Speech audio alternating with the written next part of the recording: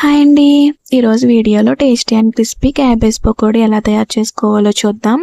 First cabbage శుభ్రంగా wash చేసుకుని చిన్న చిన్న ముక్కలుగా కట్ చేసుకుని పక్కన పెట్టుకోవాలి. అందులో కొద్దిగా సాల్ట్, పసుపు, ధనియాల పొడి, జీలకర్ర పొడి, గరం మసాలా, కారం,